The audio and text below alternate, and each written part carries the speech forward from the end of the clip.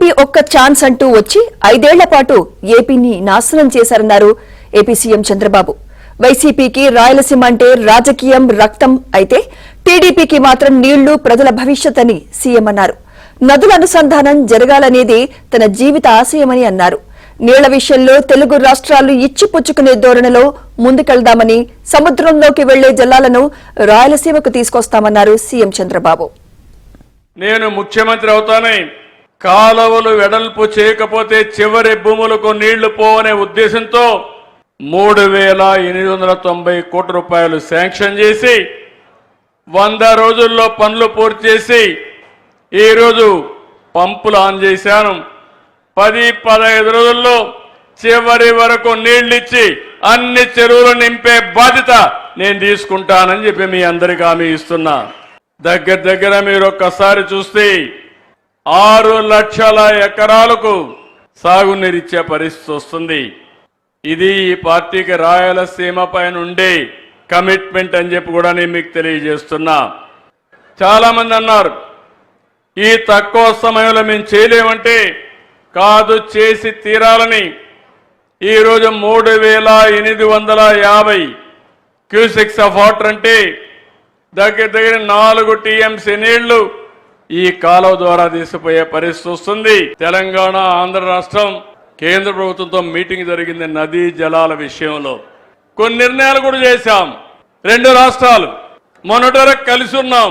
తెలంగాణ, ఆంధ్ర కూడా కొట్టుకోవాల్సిన అవసరం లేదు, గొడవ పడవలసిన అవసరం లేదు. మనం కష్టపడదాం, ఇచ్చిపుచ్చుకునే ధోరణితో ముందుకు పోతాం. ఈరోజు నీళ్లున్నాయి, 2 రాష్ట్రాలకు అవసరం.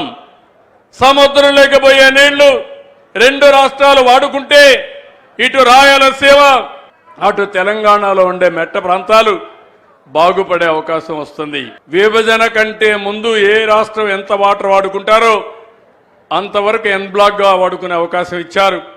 ఆ నీళ్లు ఆ విధంగా వాడుకుంటే ఎక్కడ మన నీళ్లు అవసరమో అక్కడికి తీసుకెళ్ళి అక్కడ నీటి సమస్య లేకుండా చేసే బాధ్యత తీసుకుంటున్నాం. వాళ్ళు కూడా గోదావరి నీళ్లు వాడుకుంటారు, మనం కూడా వాడుకుంటాం. ఈ నదుల అనుసంధానం చేయమని ప్రధానమంత్రి గారు ఒక సంకల్పం చేశారు. అందుకే మీరు ఇటీవల చూస్తే నన్ను ఇంకా మోసం చేయాలంటే అయిపోయింది. ఒకేసారి చివరిసారి నమ్మా, మీరు ఏం చేసినా సందేహంగానే చూస్తా, సీసీటీవీ కెమెరాలు పెడతా, డ్రోన్స్ పెడతా, తోక తిప్పితే తోక కట్ చేస్తానని చెప్పి మీ అందరికీ హామీ ఇస్తున్నా. ప్రజాహితం కోసం, నా కోసరం కాదు. రాయలసీమలో ఫ్యాక్షన్ రాజకీయాల్ని, ముఠా నాయకుల్ని ఎవరు తుదముట్టించారు తమ్ముళ్ళు? జ్ఞాపకం ఉందా? ఎవరు? నేనే చేశా.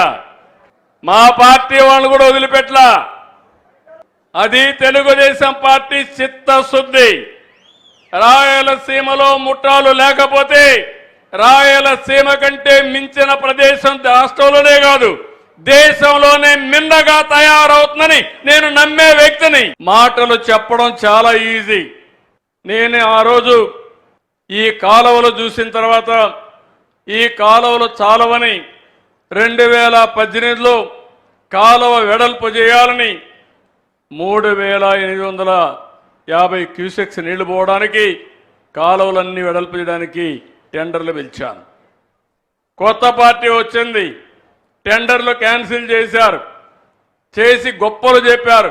2,000 కాదు, 3,800 కాదు, నేను 10,000 క్యూసెక్లు తీసుకెళ్తానని చెప్పి మాట్లాడి, తమ్ముళ్ళు 10 పైసలు ఖర్చు పెట్టిన వాళ్ళని ఏమనాలని నేను అడుగుతున్నా. వీళ్ళు ఫేక్ పార్టీ అవునా కాదా మీరే ఆలోచించమని అడుగుతున్నా. హంద్రీ నీవా పైన 1 రూపాయి పెట్టారా తమ్ముళ్ళు అని మిమ్మల్ని అడుగుతున్నా. కడాన మీరు ఒక్కసారి చూస్తే కుప్పంలో ఒక పెద్ద డ్రామా వేశారు. కాలువలో నీళ్లు లేవు, సినిమా సెట్టింగ్లు తయారు చేశారు. షూటింగ్ ప్రారంభమైంది. నీళ్లు వచ్చినట్టు ట్రాక్టర్లు తీసుకొచ్చి, ట్యాంకర్లు తీసుకొచ్చి నీళ్లు వదిలిపెట్టి వీళ్ళు వెళ్ళంగానే నీళ్లు ఇంకిపోయినాయి. 2019లో ఈ రాష్ట్రంలో ఒక పార్టీ వచ్చింది. మీరందరూ కూడా ఆలోచించారు. ఒక్క ఛాన్స్ అన్నాడు. అందరూ ఏమారారు. పర్వాలేదు, సిబిఎన్ బాగానే చేస్తున్నాడు, బాబు గారు బాగానే చేస్తున్నారు, ఒక్కసారి ఇస్తే ఏదో పొడస్తాడనుకుంటే కుమ్మి కుమ్మి బాధుడే బాధుడు. అవునా కాదా? నరుకుడే నరుకుడు. రాయలసీమ గురించి మాట్లాడతారు, కులాల్ని రెచ్చగొడతారు, మతాల్ని రెచ్చగొడతారు. నేను అడుగుతున్నా, మీరు 5 ఏళ్లుంటే కనీసం 2,000 కోట్ల రూపాయలు ఖర్చు పెట్టాలని మనస్సు మీకు రాలేదు. ఎవరు రాయలసీమకు మంచి చేశారో మీరు అర్థం చేసుకోవాల్సిన అవసరం ఉంది. విధ్వంసాలు చేసే నాయకులు, అభివృద్ధి చేసే నాయకత్వానికి వ్యత్యాసం మీరు ఒకసారి ఆలోచించుకోవాలి. మీరు మొన్న చూశారు చిత్తూరులో, చరిత్రలో ఎవ్వరూ వినరంగా 1 కేజీకి 4 రూపాయలు మామిడి పంటకు ధరిచ్చి 8 రూపాయలు ఫ్యాక్టరీలు ఇమ్మని, మీకు నష్టం వస్తే నేను కావాలంటే సహాయం చేస్తానని బలవంతంగా కొనిస్తే ఆ నాయకుడు అక్కడికి పోయి వాళ్ళ కార్యకర్త ఒక నాయకుడు 6 ట్రాక్టర్లో ఆయన మామిడికాయలు తీసుకొచ్చి ధర రాలేదని రోడ్డు మీద పోస్తూ కిస్తున్నా అంటే ఇది రైతు ద్రోహం అవునా కాదా తమ్ముళ్ళు అని మిమ్మల్ని అడుగుతున్నా.